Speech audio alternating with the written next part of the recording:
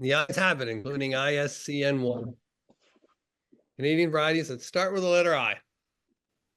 So here's a list first. We're going to look at an imprint, something with the inscriptions, omitted variety, interrupted mail, international around the world cover, international Zeppelin covers, international reply coupon used as postage, an icebreaker that went around the world, the International Council of Independent States. We got two I's in that one. International Ice Hockey Federation, interpano pair, insufficient address, a postal marking, improper use of postage stamps, an illegal use of an aluminum postcard, invert error, inkjet error, and the disappearing ink on the modern kiosk stamps. So we're looking at here the partial imprint of the 4-penny, number 4, the 3-penny beaver, one of Canada's most famous stamps. It was really also the beaver was one of the first, the first stamp, and it was such a different groundbreaker because it was the first stamp that didn't feature the ruling monarch, which had been the past, because the custom in the past was always to put the ruling monarch on the stamps, but not here in this case. And it's got an imprint down, partial imprint, Rodden, Wright, Hatch, and Edison in New York. So this tells us what the position was. In the bottom row of stamps, the imprints are upside down. Why did you call that a partial imprint? What makes it a partial imprint? Because you only see the RAWD. You don't see the full word on the stamp. And that's the first letters. Oh, I first see. 4 Right. letters Rodden, right. Oh, I see. The full printer. imprint. Yes, the printer. Okay. Right. This is the printer's name, and they put that on all 4 sides of the pane usually, and sometimes they put the plate number. And in this case, we know this is position 99. Here's another imprint from positions 93 and 94. And here it is again. This is the American banknote. Here we see again a partial imprint. Not quite as complete. It's got more of it. American banknote almost got it all. But it tells us where on the printing plate these 2 stamps came from. On a perforated number 15 with a Great West Railway postmark. Here's a couple others on the 10-cent Prince Albert, or Prince Consort as it's also called. And here we see down here, part of it on this, obviously in the bottom row. And this is on the side pane, the right-hand side of the pane of the stamps. I don't know what positions they are, but I'm sure if I did more investigation, we could tell where they are, because those are unique. Here's another one, except this one's got the Canadian American banknote imprint at the top. And fairly straightforward, but they're interesting varieties to collect. They usually, of course, it usually means that they're misperf, as you can see it in this case, because if they're properly perforated, you won't get any imprint on the stamps. Here's another one. This is a more conventional one. You'll see this, a Canadian banknote, where they actually, plate number 1 is identified here. So when you talk about plate blocks, you're generally talking about corners and with some identification of the printer, possibly even the paper type and or the plate number that was used. This is a Niagara Camp military mail. There it is there. This is an interesting one because this is actually a printing flaw. The inscriptions, the black inscriptions are omitted. And that's what it's supposed to look like. It was multiculturalism. It was got out and misprinted, got out into the public. And it's a fairly valuable stamp without the inscriptions. And they don't even list it used. They only list a mint in the catalog. More. Now we're looking at interrupted mail. There was an earlier presentation. It's already on the YouTube ISCNY website that looked at airplane crash covers, a railroad train fire, a ship sinking, and the suspension of postal service. We're not going to look at those here. We're going to look at 3 other ones: vandalism, theft. Oh, 2 more. Sorry, I have a 3rd one, but it's not in the presentation yet. This is interrupted mail. This is the cover. Was received in damaged condition. It was burned. You can see it was been burned, and the apology letter reads, "The enclosed items was mailed to you was damaged in an act of vandalism in one of our street letter boxes by persons unknown. So somebody obviously threw something that was flammable inside the mailbox. Obviously there wasn't enough oxygen for it to burn everything completely. And but then they put this, and it included this apology letter with it. It would have been likely sent in a ambulance cover. Here's another one, interrupted mail that was stolen. And this is the back of the cover. It's been retaped up. On October 17th, 1975, as explained in the apology, thieves in Lévis, Quebec, stole a mail bag destined for Canada Post distribution. It was recovered by police and turned over to postal officials, and then they sent it out together with this apology letter inside what we call an ambulance cover that carries this damaged letter. They didn't quite get the address right, but it did get forwarded eventually to the right person.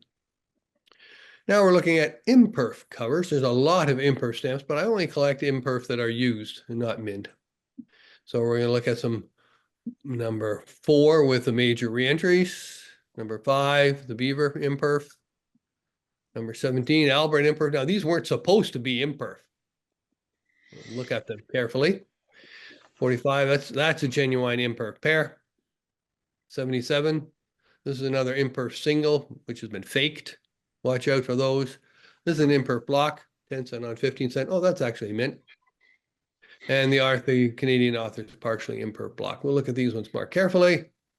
This is an interesting one. The stamp is, of course, Imperf. It's got the major variety of doubling of all 4 threes and this very distinct line across here, but it's also an Imperf stamp. This is the same stamp, but in an Imperf pair. This is position 47 on plate A. This is position 61 on plate B. And again, it's Imperf and a major reentry on it, which is fairly significant to have it on cover.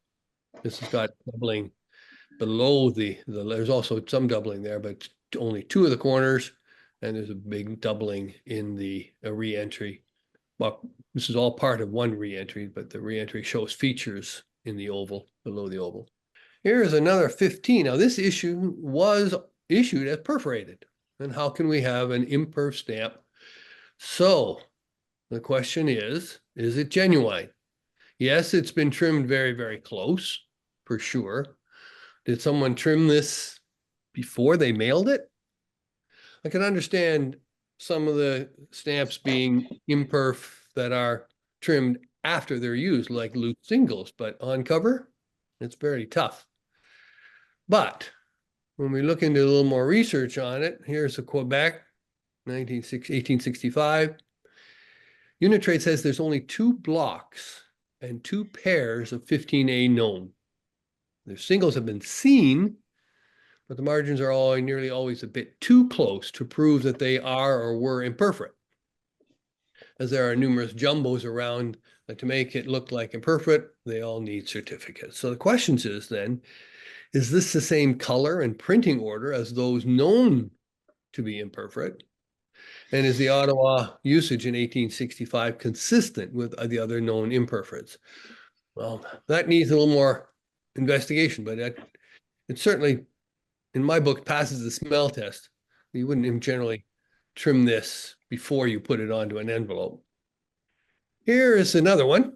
This is likely trimmed from a stamp with wide margins because it's not reported as ever having been available Imperf. So but someone's gone ahead and very carefully trimmed it. This one is the Imperf pair. This is listed 45C in the catalog. And when we look at it, here's the back. It's been went through, delivered. And this is certainly genuinely Imperf. It's quite late, 2006 for the large queens. But it was registered, so I would suggest that it could be philatelic. Someone used these, but paying the proper rate. Here's another one.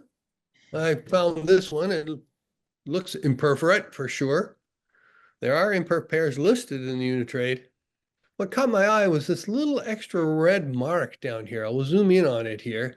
That was a little bit unusual. I'm looking for reentries. Is that something unusual? When I looked at it, and then suddenly, if I hadn't looked for that red line, I wouldn't have seen these two indentations. This has been trimmed because those two notches there are perf 12 spacing exactly or precisely. So this is definitely, someone took a wide margin stamp and trimmed it, but they left a little hint of the perforations here. Oh, it's got a bit of a reentry. I didn't see it right down there. There's some doubling right here under the bottom of the two. Interesting too. This is an imperf block, 10 cents on 15 cent. This is readily, well, it is available on the market, generally only mint. Here's another one. This is a left margin block, obviously from the left margin of the pane, and it's got perforations that only come halfway through. And I think if you recall some of the other presentations I've given, we talk about Imperforate and where the perforations are like this. And how was it produced? It was a comb perforator. Comb perforators, as we looked before, do half these, when a single, when the perforator comes down, it does this half of a stamp, all of this, and another half row on the other side. So it's like a cross. And then paper shifts and the perforator comes down, and then the next row would be here. And again, half and half. But for whatever reason, the paper feed got interrupted, and the next row of comb perforations never happened. There should have been two more rows. One here comes down the middle, and then one more over here for the last bit. Here's another imperforate. This is fairly straightforward. These are fairly common too, the coils that have been partially imperforate, but this is on piece, a little more common. And here's another one. This is from an imperforate booklet, and someone managed to rip it out from the booklet and use it. You're looking at the international varieties, the 1929 international around the world. Graf Zeppelin, Hindenburg, another Hindenburg, an IRC used as postage, and an icebreaker. Here we go. An around the world cover. It certainly did travel the world. There's the front and the back, and it's been going through a whole bunch of different steps. Took me a while to trace them down. The best I came up with is it starts in the US, goes off to Canada. There we are, Canada. We crossed out. Cancel. There's the Canada can't stamp in Northwood, Ontario. Then it goes to Newfoundland. And there's it's crossed out here, and the Newfoundland stamp is here. And then on to Germany. We see down in the bottom right-hand corner. There, another address written under there. Off to Switzerland. There. Then address and a Swiss stamp there. A couple Swiss stamps. And then on the back. This is actually a Bayern stamp that's been cut up into strips. Somebody, Philatelic, cut it up to mark out the old one. And it goes to the Canal Zone, Malta, Iraq, China, and then it was carried to Sarawak and then carried home and canceled at home. So it went all quite a trip for a cover. Here is a 1932 Graf Zeppelin cover. This one I can't explain. This is as mysterious a cover as I've ever seen. Okay, first of all, it's addressed to a Mr. Georg Hamilton, the manager at Ford in Lusaka, Canada. Well, there is no Lusaka in Canada. Yeah. And certainly it had nothing to do with the Graf Zeppelin going to Detroit, Bogota, Boston, and Lusaka. It went with the Luftschiffe Zeppelin. That I can pretty well guarantee. It's got a proper Graf Zeppelin cancel on it. It talks about Kiel. The Kiel postmark is there. Now, how did it went through? It's got a number 142 and number 107, an Admiral Searcher, and it went through and got posted. This is no idea where it went after that. It's got a nice Zeppelin postmark there too. Big mystery. I think it's just a contrived cover, but that's there's no there's no such thing as Lusaka in Canada. And I mean, this looks like this is reference to a Ford plant. Well, it's possible, but no idea. No full mystery. This one is no mystery. This is a Hindenburg Zeppelin cover. The Zeppelin covers are fairly very common. And Mr. Harriger is the author of the writer of the best reference book on Zeppelin. So he was obviously collecting these. Fairly straightforward. The first transatlantic flight. Here's another Hindenburg from 1936. This is an airmail, and it pays a 70-cent rate with a bunch 2 6s here and a 4-cent, and then a whole mess of 6-cent stamps on the back.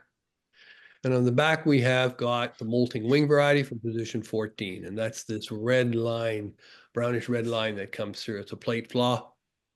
And it's a very common, no, it's not very common. It's hard to find on cover. This is an IRC, International Reply Code. IRC is where when you would, if you wanted someone to send you a reply and you didn't know what the postage would be for them to send you the reply, and you didn't want them to pay for it, you would go to your local post office, buy this IRC, include it in the letter that you sent to the person, and they would then take this IRC, internationally, all part of UP country, all UPU countries issue them. They would take it to the post office, give it to the postmaster.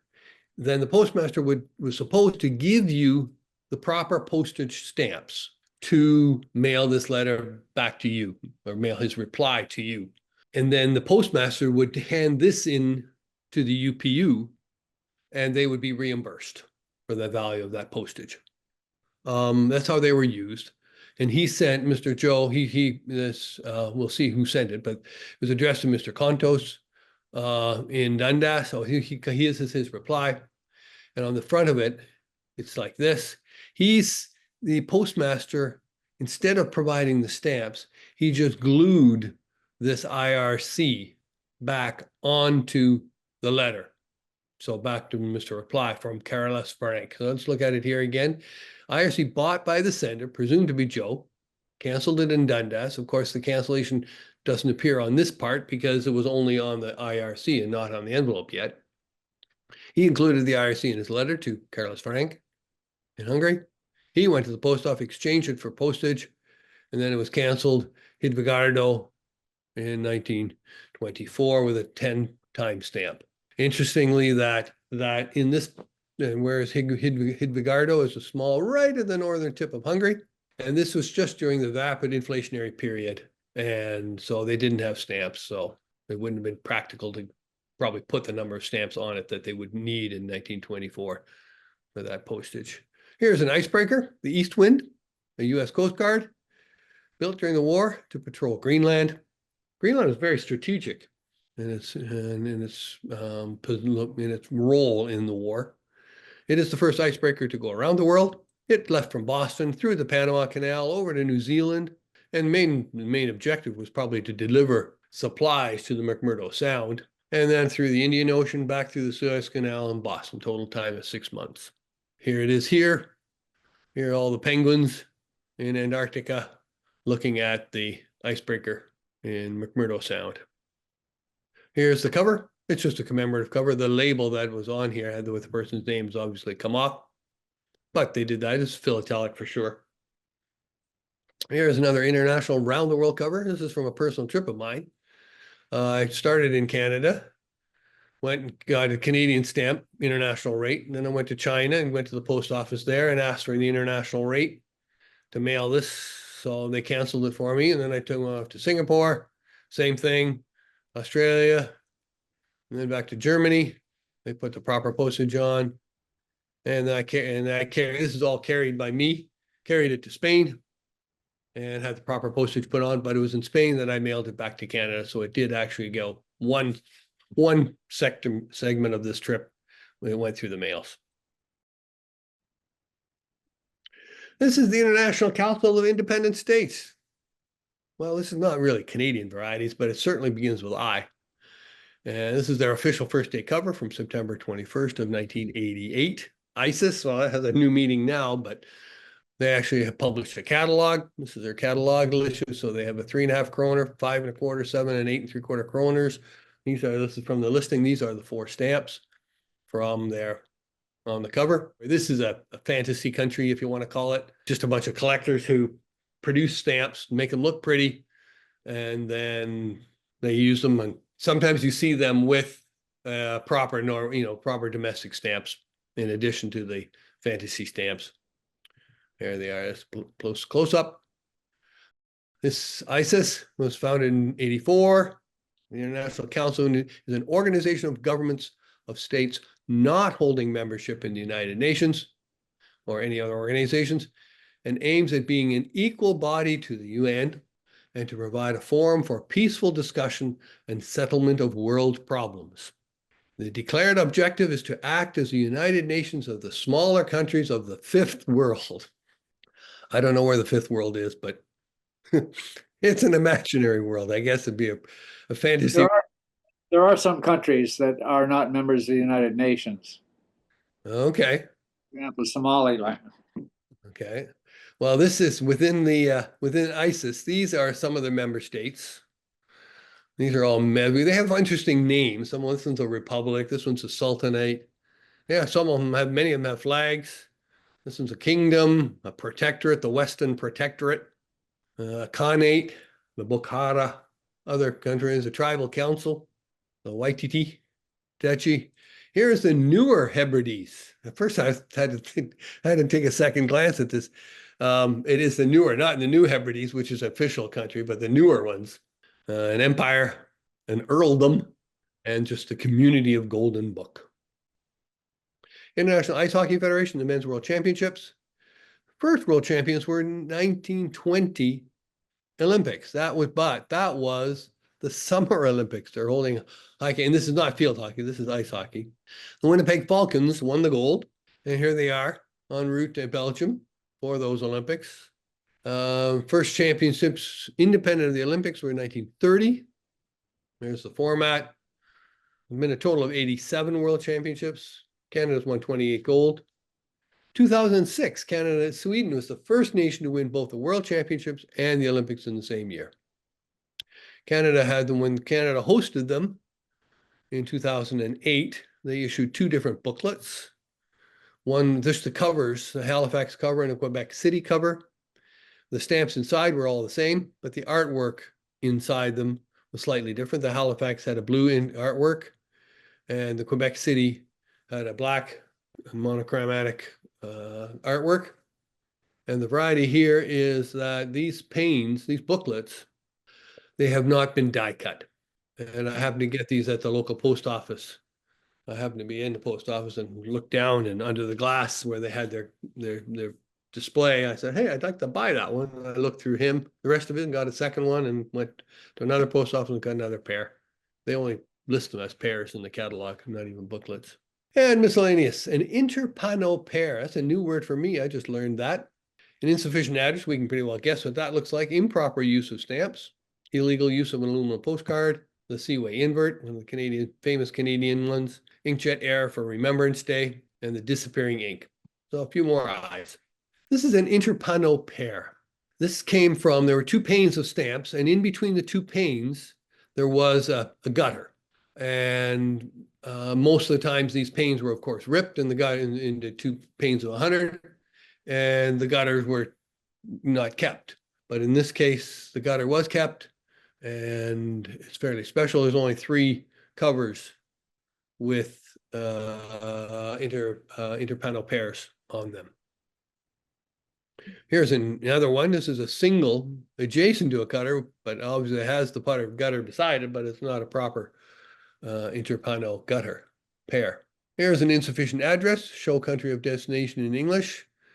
It looks like someone wrote something, Bernard, a neon, and looks like a military base perhaps, and someone that got added USA or something. They couldn't figure out where this was and advised them return to sender or somewhere. Yeah, it got canceled the second time. Improper use of postage stamps. This looks like a pretty ordinary cover. In 1890, though, those two, that's paying the registered letter fee. Registration stamp was supposed to be used, and that rule didn't get changed for a few more years, but they used regular stamps to pay the 5 cents registered letter fee till 3 more years later. This is an illegal use of an aluminum postcard, and well, this card must be kept undercover. It says right on it, this card must be sent undercover only. Mailable as fourth-class matter under ruling of the Postmaster General as a postal card, but you are supposed to put the address on it. Somebody did. It got through the mails without requiring additional postage and went over to Scotland. Seaway invert, that's Canada's most famous error. And it's the opening of the St. Lawrence Seaway, which is the first Canada-US joint issue. There's 400 copies estimated. Unitrade reports 13 covers and 14 postcards. This one here is, the one on the left is not in the personal collection. That's just a snapshot of what it looks like. The one on the right is actually this one. It came from the postcard. So it's one of those four postcards for the most famous Canadian error, an inverted center. It's interesting that the US, if they had printed the stamp, they did print they printed their joint issue stamp. It couldn't ever have been printed with an inverted center, because they did, in the case of Canada, we did one printing plate for the blue and one printing for the red. And then we turned the paper around in between, and that's how we got the invert. But in the US, they had a fascinating printing process, and they could print both on one plate, print both red and blue ink on one plate. So there was no turning around of the paper in between. This is an interesting inkjet error. We see here this funny coding here, and then it starts with an N and a few question marks. N'oublions pas, for Remembrance Day. It should have been, in French, we say n'oublions pas. And what happened was we got this funny other X2019 in there, which happens to be the ASCII code for an apostrophe. So someone entered this into the computer. The computer didn't understand the ASCII code, and in fact, just put in the ASCII code itself. And so this was caught by Andrew Chung. Bob Thorne investigated. It was due to new equipment that was installed in 5 different plants. And Montreal, interestingly, they corrected it to scan from Bob's article, and then the Montreal collected it. They changed it to N'oublions pas. But whoever made that change made another mistake. And they thought, when we see here, we see the word lest we forget, which is the proper phrase in English. When he corrected the mistake in French, he made it lest. He thought someone else had made another mistake in English. So now, instead of having a mistake in French, we now have a mistake in English on it. Inkjet errors. Scan is from Bob's article. And here we see the disappearing ink on the kiosk stamps. I did a presentation on this. Canada Post calls them, number them CP 19 to 68. And if you look very carefully, we see the word permanent here, and we see a number, code number. Well, that was printed with thermal ink and is disappearing with time. I tested over 100 different fonts and found the best one that matched Canada Post was a font, something called Oswald. And then I reprinted the phrase permanent and the proper code number on it. So the stamps that I have got fake, I guess, but genuine, but fake. Stamps are genuine. The inscription, if you call it that, would be called the inscription. It's fake, but I didn't cheat them. I didn't cheat Canada Post. It was a permanent stamp before, and you can see the P's are a little bit different, and the numbers are a little bit different. Not perfect, but it's darn close. Here's a whole strip of 5 that first, this is on the left is before, and on the right is after printing. And here's a whole bunch of other covers, all with disappearing ink. Since I presented this to other groups, and one of the other guys went right to his collection and sure enough got them out, and sure enough disappeared. So it's a heat printing ink, just like you have when you get receipts from some stores and they print it on a thermal paper printer.